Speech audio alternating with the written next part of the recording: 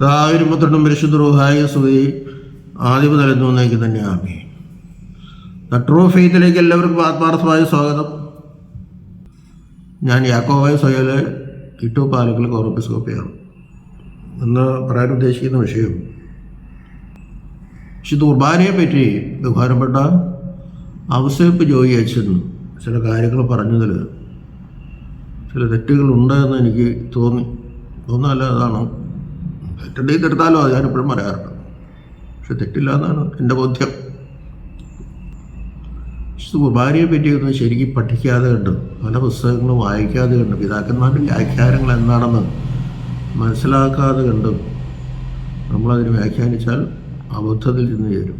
ഞാൻ അച്ഛനെ കുറ്റം പറയാനല്ല ഇതിടുന്നത്. അച്ഛൻ ഏത് സഭയിലാണെന്ന് എനിക്ക് വ്യക്തമായില്ല. യാക്കോബായ സഭയിലാണെന്നാണ് ഞാൻ കരുതുന്നത്. അന്ത്യോഖ്യയിലെ കാര്യങ്ങളൊക്കെ അദ്ദേഹം ഒരു പ്രാവശ്യം പറഞ്ഞു. അതുകൊണ്ടാണ് ജനം തെറ്റിദ്ധരിക്കരുത്, അവർ തെറ്റ് പഠിക്കരുത്. അതുകൊണ്ടാണ് അദ്ദേഹം പറഞ്ഞത് 3 ചോദ്യങ്ങളും 9 ഉത്തരങ്ങളും. അതാണ് അദ്ദേഹത്തിൻ്റെ വിഷയമായിരുന്നു. അതൊക്കെ നല്ല കാര്യങ്ങളാണ്. അദ്ദേഹം പറഞ്ഞത്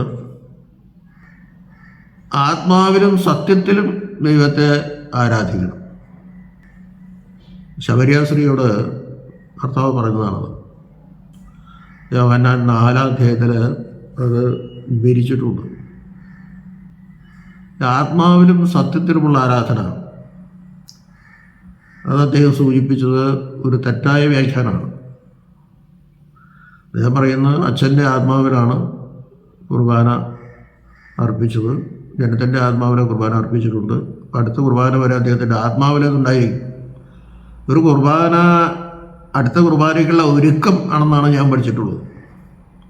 പിന്നെ ഇവിടെ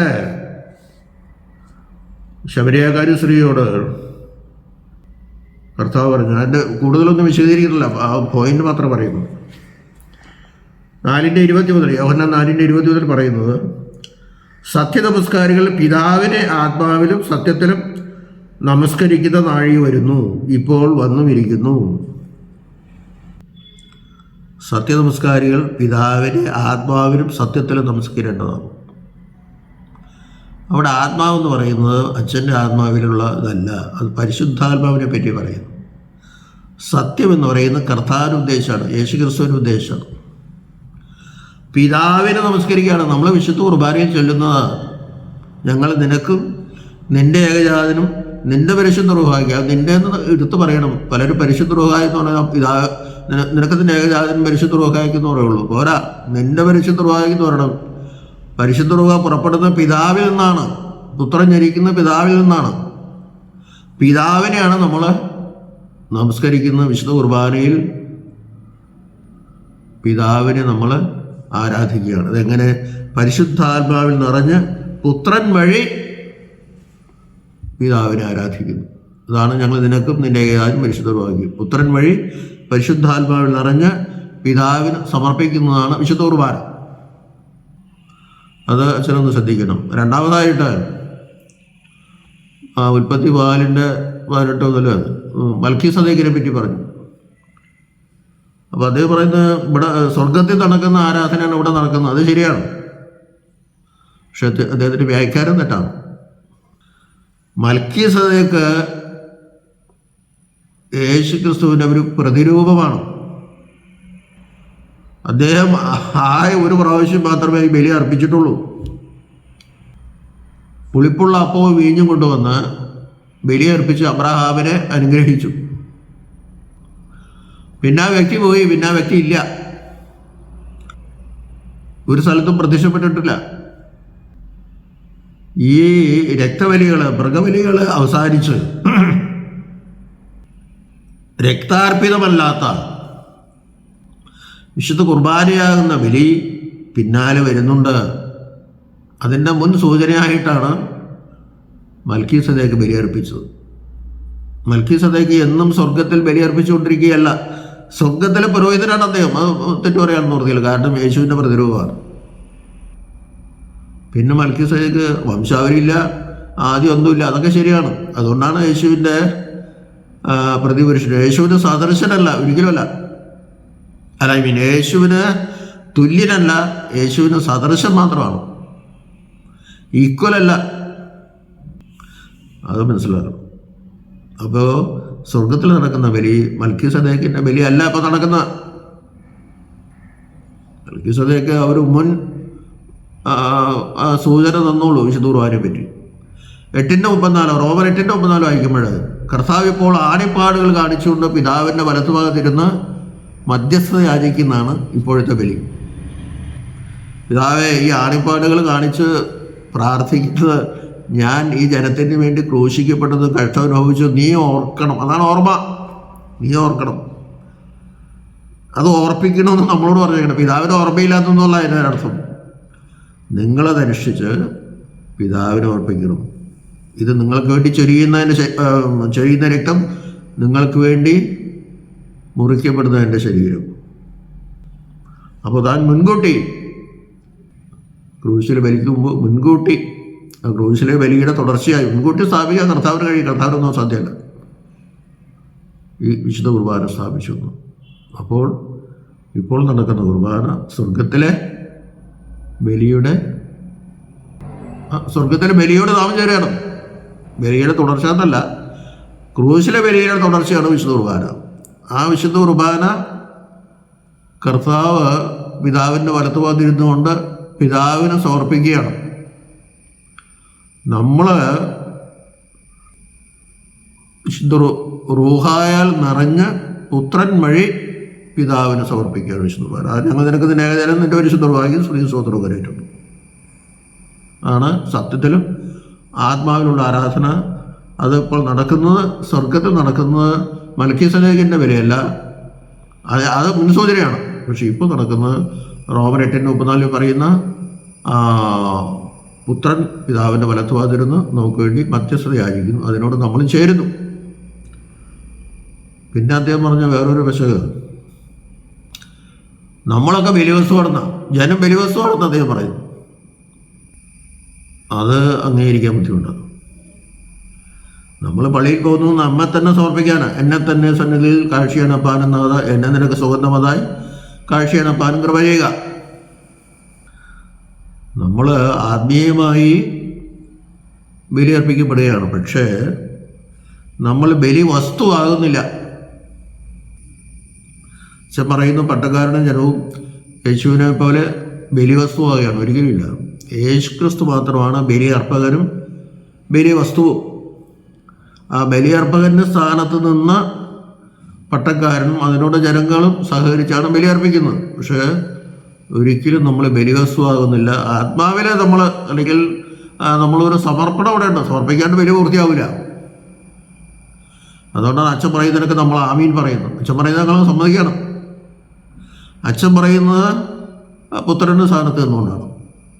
അപ്പം ബലിവസ്തുവാകുന്നത് ആര് മാത്രമാണ്? പുത്രൻ മാത്രമാണ്. അവൻ്റെ ശരീരവും രക്തവുമാണ് ബലിവസ്തു. അല്ലെങ്കിൽ അവൻ തന്നെയാണ് ബലിവസ്തു. നമ്മുടെ ശരീരവും രക്തവും ഒന്നും ബലിവസ്തുവായിട്ട് മാറുന്നില്ല. നമ്മൾ ദഹനയാഗമായി അർപ്പിക്കപ്പെടുന്നുമില്ല. അവൻ ക്രൂശിൽ ദഹനയാഗമായിട്ട് തന്നെ അർപ്പിക്കപ്പെട്ടു. ഒരു സംശയമില്ല. ആ ദഹനയാഗമായി അർപ്പിക്കപ്പെട്ട ആ ബലിവസ്തുവാണ് വിശുദ്ധ കുർബാനയായി നാം ഭക്ഷിക്കുന്നത്, അനുഭവിക്കുന്നത്.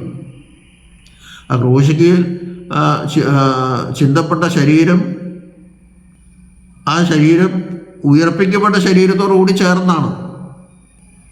കർത്താവിന് ഒരു ശരീരമുള്ളൂ, രണ്ട് ശരീരമില്ല. അപ്പോൾ ക്രൂശിൽ അർപ്പിക്കപ്പെട്ട ശരീരവും ഉയർത്ത ശരീരവും രണ്ടും ഒരിക്കലും വേർപിരിയാത്ത വിധം മനുഷ്യത്വവും ദൈവത്വവും യോജിച്ചിരിക്കുന്ന പോലെ യോജിച്ച് ഇരിക്കുന്ന ആ ശരീരമാണ് നമ്മൾ ഭക്ഷിക്കുന്നത്, ഉള്ളിൽ അനുഭവിക്കുന്നത്. അതേസമയം രക്തം ക്രൂശിൽ ചൊരിഞ്ഞ രക്തം തന്നെയാണെന്നാണ് പിതാക്കന്മാർ പഠിപ്പിക്കുന്നത്. കാരണം ഉയർത്ത ശരീരത്തിൽ, ആ തേജസ്കരിക്കപ്പെട്ട ശരീരത്തിൽ രക്തമില്ല. രക്തം മുഴുവൻ ക്രൂശിൽ ഊറ്റിപ്പോയി, പിന്നെ ഇല്ലത്. അപ്പോൾ ദൈവ മനുഷ്യനാണ് യേശുക്രിസ്തു. ആ ദൈവ മനുഷ്യൻ്റെ രക്തവും ആ ദൈവ മനുഷ്യൻ്റെ ശരീരവും നാം ഭക്ഷിക്കുന്ന മൂലമാണ് നമുക്ക് പാപപരിഹാരം കിട്ടുന്നത്, രക്ഷ കിട്ടുന്നത്. വേറെ ഒരു തരത്തിൽ കിട്ടില്ല. മനുഷ്യൻ മാത്രമാണ് മരിച്ചെങ്കിൽ രക്ഷയില്ല. ദൈവം മാത്രമാണ് മരിച്ചെങ്കിൽ രക്ഷയില്ല. കാരണം ദൈവം ആത്മാവാണ്. അവന് മരിച്ചാൽ നമുക്ക് കാണാനും പറ്റില്ല. തന്നെയല്ല, ദൈവത്തോട് പെരുമാറാൻ ദൈവവും മനുഷ്യരോട് പെരുമാറാൻ മനുഷ്യരുമായി മധ്യസ്ഥനായിരുന്നാണ് കർത്താവ് ബലി അർപ്പിച്ചത്. അപ്പോൾ ദൈവവും മനുഷ്യനുമായവനാണ് ഈ ബലി അർപ്പിക്കുന്നത്. അപ്പോൾ ആ ശരീരവും രക്തവുമാണ് നമ്മൾ ഭക്ഷിക്കുന്നത്. ദാവീദിന്റെ വചനം മറിയാമിൻ്റെ കാതിൽ കൂടി പ്രവേശിച്ച് അവളുടെ ഉള്ളിൽ ചെന്ന് അവളുടെ രക്തവും അവളുടെ മാംസവും എടുത്ത് മനുഷ്യരായി. ആ സമയം തന്നെ പിതാവിൻ്റെ ദൈവത്വം ഗബ്രിയേൽ മാലാഖ വഴി, ആ വചനത്തിൻ്റെ ദൈവത്വം ഗബ്രിയേൽ മാലാഖ വഴി ആ വചനം അവളുടെ ഉള്ളിൽ പ്രവേശിക്കുകയാണ്. ആ ദൈവത്വവും മറിയാമിൻ്റെ ശരീരത്തിൽ മനുഷ്യത്വവും ഒരുമിച്ച് ചേരുകയാണ്. പിന്നെ ഒരിക്കലും അത് വേർപിരിയില്ല. അതുകൊണ്ട് ഒരു സ്വഭാവമേ ഉള്ളൂ കർത്താവ്, ഒരാളത്വവും ഒരു സ്വഭാവം, ഒരാളും ഒരു സ്വഭാവവും. അപ്പോൾ ബലി വസ്തു നമ്മളാകുന്നില്ല, ആ യാഗമായി തീർന്ന ഉയർപ്പിക്കപ്പെട്ട ആ ശരീരത്തെ നമ്മൾ ഭക്ഷിക്കുന്നു, ക്രൂശിൽ ചൊരിയപ്പെട്ട രക്തത്തെ നമ്മൾ പാനം ചെയ്യുന്നു. അതുകൊണ്ടാണ് നമുക്ക് രക്ഷ കിട്ടുന്നത്. മറ്റൊന്നത് അതിന് മുമ്പൊരു കാര്യം പറഞ്ഞു, അത് എമ്മൗസിലേക്ക് പോയ ശിഷ്യന്മാർ, കർത്താവ് ഉയർത്തേണ്ട ദിവസം വൈകിട്ട് എമ്മൗസിലേക്ക് പോയ, ലൂക്കോസ് 24:13 അത് വായിക്കുമ്പോൾ കിട്ടും. അപ്പോൾ 2 ശിഷ്യന്മാർ അവനോട് കൂടെ ചേർന്നു. അപ്പോൾ നിങ്ങളെവിടെ പോകണു? അപ്പോൾ ഇവൻ അവിടെ പ്രത്യക്ഷപ്പെട്ടു. ആർക്കും മനസ്സിലാവില്ല, മനസ്സിലാകുന്ന രീതിയിൽ പ്രത്യക്ഷപ്പെടാൻ പറ്റൂല. അങ്ങനെ പ്രത്യക്ഷപ്പെട്ടാലേ നമ്മൾ മരിച്ചു. അവൻ്റെ പ്രകാശത്തിൻ്റെ ഉഗ്രത രശ്മി അത്ര ഭയങ്കരമാണ്, നമ്മൾ മരിച്ചു വീഴും. അതുകൊണ്ട് തേജസ്കരിക്കപ്പെട്ട ശരീരം മറച്ചു വെച്ചാണ് പ്രത്യക്ഷപ്പെടുന്നത്. എല്ലാവർക്കും അത് ആദ്യം മനസ്സിലാവില്ല. മറിയത്തിന് മനസ്സിലായില്ല, മറിയെന്ന് പറയുമ്പോഴേ മനസ്സിലായുള്ളൂ. അങ്ങനെ മനസ്സിലായാൽ മതി. അപ്പോൾ അവന് നിങ്ങളെന്താ അങ്ങനെ ദുഃഖിച്ചൊക്കെ പോകണേ എന്താ പറയുന്നത് വെച്ചപ്പോൾ, നീയൊന്നും അറിഞ്ഞില്ല യെരൂശലേമിലുണ്ടായത്, യേശു ക്രൂശിക്കപ്പെട്ടു. യേശു ഒരിക്കലും ക്രൂശിക്കപ്പെടുമെന്ന് ഞങ്ങളാരും വിചാരിച്ചില്ല. ഞങ്ങളവൻ്റെ പിന്നാലേക്ക് പോയത് അതുകൊണ്ടാണ്. അപ്പോൾ ഞങ്ങളിനി തിരിച്ച് ഞങ്ങളുടെ വീട്ടിലേക്ക് പോകണം, യെരൂശലേമിൽ യാതൊരു കാര്യമില്ലെന്ന് പറഞ്ഞു. അവർ പറഞ്ഞു, മന്ദബുദ്ധികളെ നിങ്ങളെന്താ പറയണേ? മോശ മുഖാന്തരം യേശുവിനെ പറ്റി പറയും, നിങ്ങൾ വിശ്വസിക്കേണ്ട മന്ദബുദ്ധികളല്ലേ നിങ്ങൾ?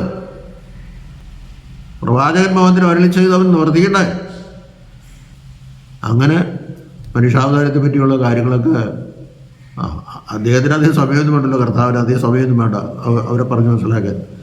അപ്പോൾ അവൻ പറഞ്ഞുകൊണ്ടിരുന്നപ്പോൾ അവരുടെ ഉള്ളിൽ അത് കത്തിക്കൊണ്ടിരുന്നു എന്ന് പറയുന്നു.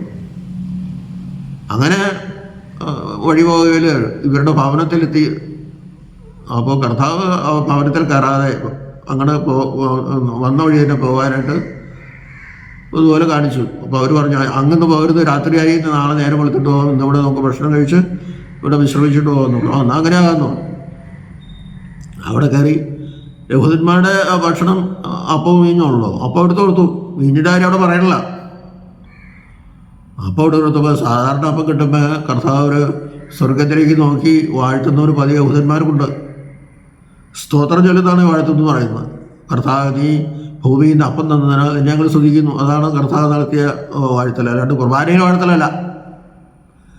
അങ്ങനെ വാഴ്ത്തി ഇത് മുറിച്ചപ്പോൾ അവർ കയ്യിൽ ആണിപ്പാട് കണ്ടു. അയ്യോ, ഇത് ക്രിസ്തുവാണല്ലോ എന്ന് പറഞ്ഞു. അപ്പോഴേക്കും അവൻ അപ്രത്യക്ഷനായി. ക്രിസ്തുവാണെന്ന് അവർ മനസ്സിലാക്കണം, അത്രേ അദ്ദേഹത്തിന് ഉണ്ടായിരുന്നുള്ളൂ. അവർക്കത് മനസ്സിലായി. അപ്പം തന്നെ അപ്രത്യക്ഷനായി. അച്ഛൻ പറഞ്ഞത് കർത്താവ് ഈ അപ്പത്തിലേക്ക് പ്രവേശിച്ചു. വലിയ പണ്ടത്തരാണ്, വലിയ തെറ്റാണ്. അങ്ങനെയൊന്നും സഭ വിശ്വസിക്കുന്നില്ല. അവൻ എപ്പോഴും പ്രത്യക്ഷപ്പെടാനും എപ്പോഴും അപ്രത്യക്ഷനാവാനും സാധിക്കും. അതാണ് ഉയർത്ത ശരീരത്തിൻ്റെ പ്രത്യേകത. വാതിലുകൾ അടച്ചിരിക്കുക അവൻ മാളികയിൽ പ്രത്യക്ഷപ്പെട്ടില്ലേ? അങ്ങനെ ചില തെറ്റുകൾ സംഭവിക്കുന്നു. അത് അച്ഛൻ വളരെ പഠിച്ച് ചെയ്യണം. ഞാൻ അച്ഛനെ ഉപദേശിക്കുന്നതല്ല, ജനങ്ങൾ തെറ്റിദ്ധരിക്കപ്പെടാതിരിക്കാൻ പറഞ്ഞാണ്. ദൈവം നമ്മെല്ലാവരെയും അനുഗ്രഹിക്കട്ടെ.